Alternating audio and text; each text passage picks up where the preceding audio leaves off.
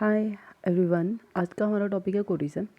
Corrosion को weeping of metals भी बोला जाता है। ये एक नेचुरल प्रोसेस होता है, ठीक है, जिसमें क्या हो जाता है, एक रिफाइंड मेटल कन्वर्ट हो जाता है स्टेबल फॉर्म। और स्टेबल फॉर्म कौन कौन सी होती हैं, जैसे कि ऑक्साइड में कन्वर्ट हो जाएगा, हाइड्रोक्साइड में कन्वर्ट हो जाएगा, सल्फाइड वगैरह में कन्वर्ट हो जाएगा।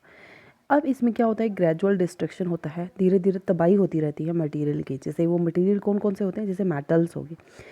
किससे तबाही होगी, ये नहीं कि गोलियां मार दी, उसमें केमिकल और इलेक्ट्रोकेमिकल रिएक्शन से, ठीक है। और विद द इन्वायरमेंट के साथ कैसी रिएक्शंस होंगी, केमिकल और इलेक्ट्रोकेमिकल रिएक्शन उन मटेरियल की, ठीक है, इन्वायरमेंट के कॉन्टेक्ट में आएंगे तभी कोरिजन होगा। अब जो कोरिजन की मोस्ट कॉमनली ऑब्जर्व फॉर्म है, जो देखी जाती है, जो कॉमनली ऑब्जर्व्ड है, जो आप भी देख सकते हो, वो कौन सी है, रस्ट। और रस्ट में क्या होता है, एक रेडिश ब्राउन कलर की रेयर मैटर की सरफेस के ऊपर जम जाती है, जिसको आराम से पील ऑफ भी किया जा सकता है, ठीक है। अब ये देखो, यहाँ पे देखो, ये कोरिजन है, ये देखो, ये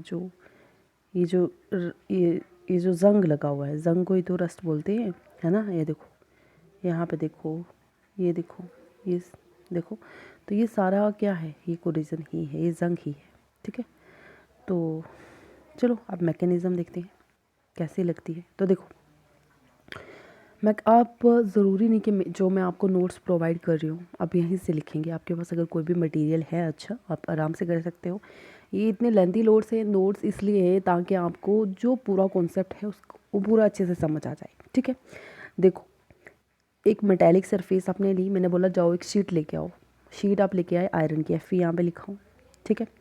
अब उसके अंदर आयंस होंगे ना, Fe+2 आयंस होंगे शीट के अंदर। अगर आयरन की शीट है तो आयरन की Fe+2 आयंस होंगे ना, है ना। Fe+3 भी हो सकती है, आयरन हो सकता है ना, आयरन होगा ना उसके अंदर। तो उसको आप एक्सपोज कर रहे हो इन्वायरमेंट। अब शीट लाके आपने बाहर रख दी, ठीक है, खुले में इन्वायरमेंट में रख दी, तो मतलब अब वो शीट किससे एक्सपोज हो गई है, वाटर वेपर, ठीक है। उसके बाद ऑक्सीजन और कार्बन डाइऑक्साइड।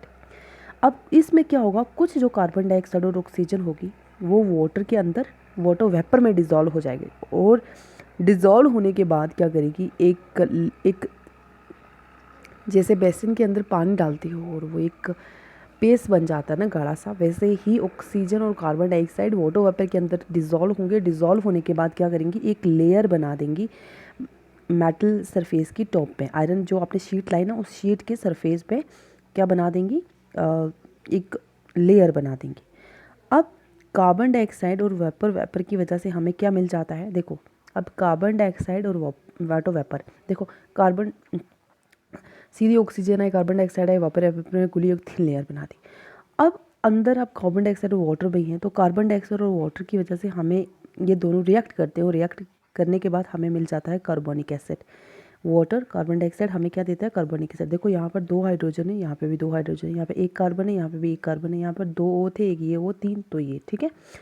अब ये जो कार्बोनिक एसिड होता है ना, ये इलेक्ट्रोलाइटिक सोल्यूशन बनाता है, समझ आ गई। CO3 2 नेगेटिव और 2H पॉजिटिव, मतलब इलेक्ट्रोलाइट आयंस बना देगा, सोल्यूशन बन जाएगी ना। वाटर वेपर भी है बीच में, तो पानी भी है, तो इलेक्ट्रोलाइटिक सोल्यूशन बन गई। फर्दर जो वाटर, और अब क्या करेगा, ये जो वाटर है और जो कार्बोनिक एसिड है, ये जो मेटालिक सरफेस के ऊपर हैं प्रेजेंट हैं, इनका भी स्लाइड डिसोसिएशन होगा, ये भी टूटेंगे। और वाटर कैसे टूटेगा, H++ OH नेगेटिव है, H2CO3 2H positive plus carbonate ion, ठीक है, इसमें स्प्लिट कर गया। अब इसकी वजह से कुछ ये फ्री प्रोटॉन, जब ये टूटना शुरू हुए तो यहाँ पे हमें फ्री प्रोटॉन मिलने शुरू हो गए। फ्री प्रोटॉन H पॉजिटिव है ना, मेटालिक सरफेस के ऊपर प्रोटॉन मिलने लगे।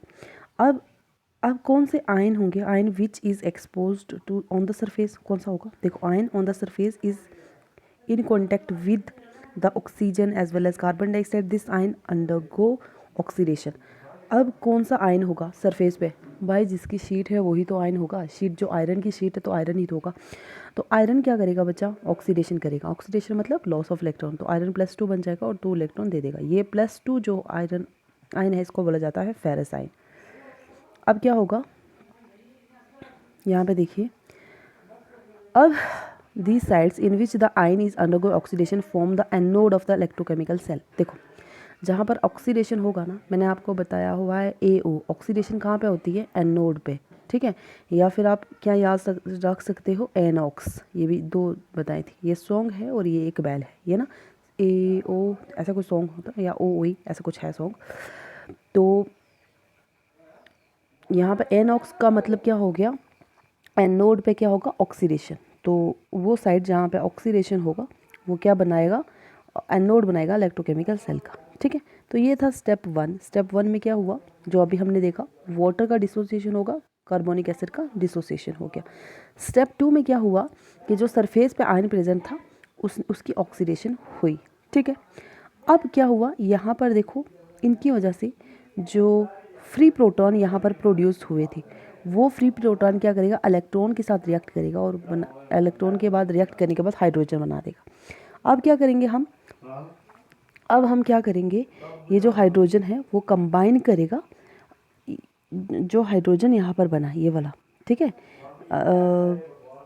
एक मिनट, अब इसके पहले क्या है, प्रोटॉन कंबाइन करता है इलेक्ट्रॉन के साथ हाइड्रोजन बनाने के लिए, ये हो गई, इसको नंबर 1 दे दिया रिएक्शन को, ठीक है। अभी फोर श्योर कुछ नहीं है, अभी आप देखो, इसको नंबर 1 दे दिया, क्योंकि प्रोटॉन क्या किया, प्रोटॉन हाइड्रोजन के साथ कंबाइन किया तो हाइड्रोजन बना दिया।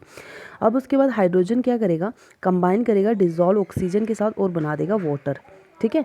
तो एक बारी क्या हुआ, जो H+ था, प्रोटॉन कंबाइन करेगा इलेक्ट्रॉन के साथ और बनाएगा हाइड्रोजन। दूसरी बार क्या करेगा, जो हाइड्रोजन है वो ऑक्सीजन के साथ कंबाइन करेगा डिजॉल्व ऑक्सीजन के साथ और वाटर बना देगा। जैसे ये हो गई इक्वेशन नंबर 1, ये हो गई 2।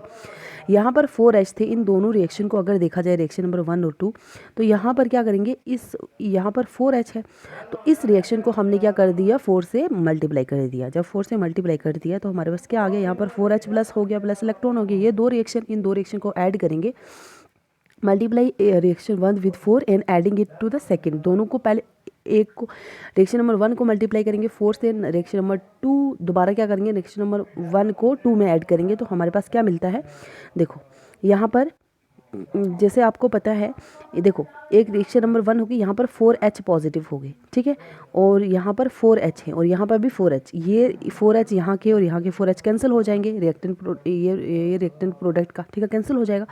यहाँ पर क्या बचे, 4H पॉजिटिव, एक्वस हमने लिख दिया। फिर यहाँ पर ऑक्सीजन, 2 ऑक्सीजन, ठीक है।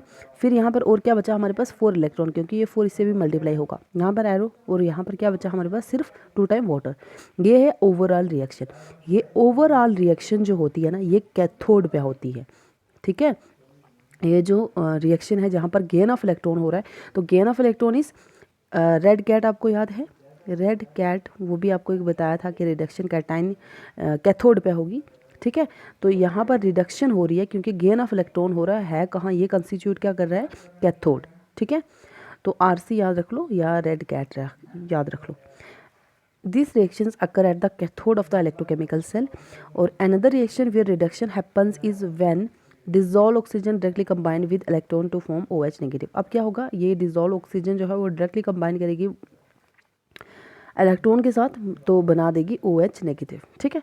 तो ये जो दो रिएक्शन हैं ये कहाँ पे होंगी, कैथोड पे। तो आपको मेन यही याद रखनी है, ये वाली रिएक्शन कहाँ पे होगी, कैथोड पे, और ये वाली रिएक्शन कहाँ पे होगी, एनोड पे, ठीक है।